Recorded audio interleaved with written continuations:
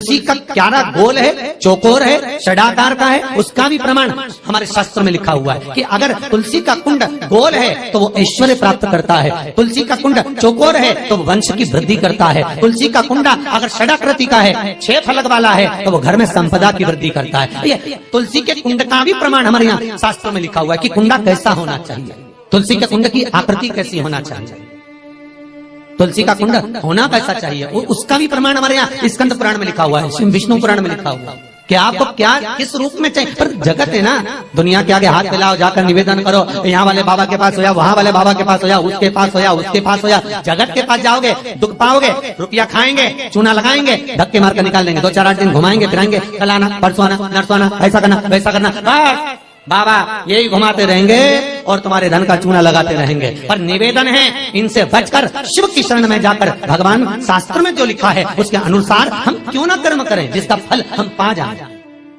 हम क्यों ना ऐसा कर्म करें जिसके फल को हम पा सकें, हम क्यों भ्रमित हुए।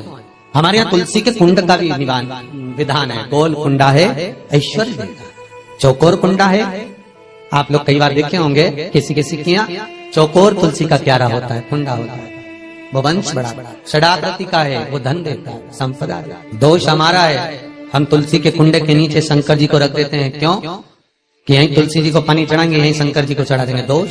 तुलसी के कुंड के नीचे हम सर्पदेव को रख देते हैं, नाग देवता रख देते हैं, पानी चढ़ाएंगे, पात्री रख देते हैं, नहीं, इसका दोष हम सबको स्वयं अगर गलती करते हैं तो स्वयं को। कैसा कुंड हो, 7 तरह के कुंडों का व्याख्यान तुलसी के रूप में कहा गया है। पहला गोल, दूसरा चौकोर, तीसरा षडाकृति, चौथा त्रिवेणी, 3 कोने वाला कुंडा। शास्त्र कहता है जिसके मार्ग घर में टुकड़े हो रहे हो, घर विभाजन की ओर हो रहा हो, तो 3 कोण का कुंडा घर में रखकर पूजा करने पर परिवार एक हो जाता है। 5वां, गार्डन में बिना कुंडे का, बिना कुंड का जो तुलसी का पौधा रोपित होता है, बिना कुंड के एक बगीचा जैसा बो दिया जाता है, तुलसी तुलसी उत्पन्न हो जाती है। महाराज वहां पर संपदा तो रहती है पर चिंता बहुत रहती है, टेंशन बहुत रहती है। क्यों? घर के दरवाजे के बाहर इतनी सारी बगीचे में तुलसा कर दी, कोई निकल कर जा रहा था उसने थूक दिया, कोई निकल कर जा रहा था उसने पानी डाल दिया, कोई श्वान ने, कुत्ते ने, किसी ने, बिल्ली ने गंदगी कर दी, उसका दोष आपको लगेगा। इसलिए कुंड के अंदर तुलसा का वो धन तो देगा, जो तुमने बगीचे में तुलसा लगाई है, गार्डन तुलसा का करा, वो धन तो देगा, संपदा भी देगा, पर चिंता को बढ़ा देगा। 5 मारा। छठा, तुलसी के कुंड को 3 धार पर लटका कर रखना। कई जगह पर आपने देखा होगा तुलसी का जो कुंडा होता है उसको 3 जो तार होते हैं, 3 जो चेन होती है उस पे लटकाया जाता है। महाराज विष्णु पुराण उसका भी व्याख्यान करते हैं। महाराज वहां व्यक्ति के कार्य उन्नति की सीढ़ी की ओर बढ़ जाते हैं। जैसे भोजन की थाली लग गई, भोजन तैयार हो गया, बस खाने बैठे हो और थाली खसक गई, समझ लेना कि तुलसी को अधर पर लटका कर रखा है। इसलिए कार्य तो हो रहे हैं, बनने वाले, 4 दिन बाद ये काम होने वाला है, 8 दिन बाद ये काम होने वाला है, लग रहा है कि इसमें इतना फल मिलेगा, लग रहा है इस व्यापार को करेंगे तो इतना फायदा हो जाएगा, सब कुछ करा, लाखों रुपए लगा भी दिए, थाली मालूम पड़े खसक गई, अधर लटका है। 7 क्रम है तुलसी के, ये 6ठा क्रम बताया। तुलसी का 7वां क्रम, तुलसी का 7वां क्रम है। महाराज तुलसी का कुंडा जैसा घर के आंगन में है, तुलसी का कुंड जैसे घर के आंगन में विराज रहा है, ऐसा ही छोटा सा कुंड भगवान के लिए रोपित करें।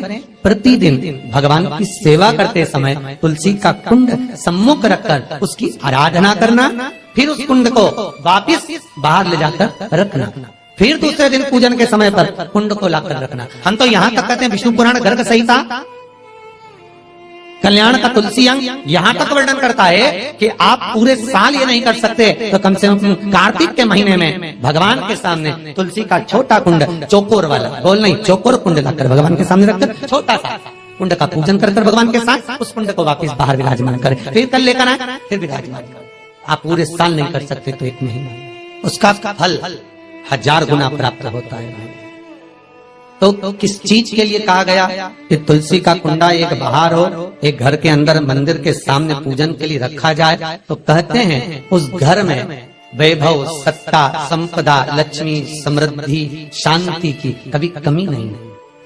कभी प्राप्ति सुख की, आनंद की।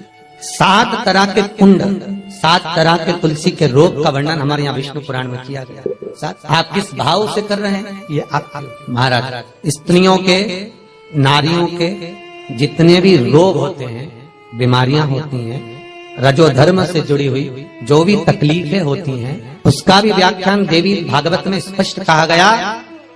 गुलर का फूल अर्थात जो देवी जी को, माता जी को जो घंटी वाला फूल चढ़ता है लाल कलर का, गुलर का फूल माता के चरणों को छुआकर, तुलसी के पौधे का स्पर्श कराकर जो नारी को रजोधर्म से जुड़ी हुई परेशानियां होती हैं, उसके अंतर्गत वो फूल तुलसी का पौधा दिखाते हुए खिला दिया जाता है, तो 3 दिन में उसको 2 दिन में आराम लग जाता है। 2 या 3 दिन महाराज। तो शास्त्र कह रहा है आराधना में आप हाथ की माला, कर की माला ना भी रखें तो घट की माला, तुलसी की माला, रुद्राक्ष की माला आपके कंठ में होगी। तो 21,600 श्वास जो मनुष्य के शरीर से प्रतिदिन निकल रही है, 21,600 श्वास जो मानव के शरीर से प्रतिदिन निकल रही है, उस श्वास के बल पर आपकी घट की जिह्वा से वो मंत्र जाप हो जाएगा, उसका पुण्य आपके खाते में।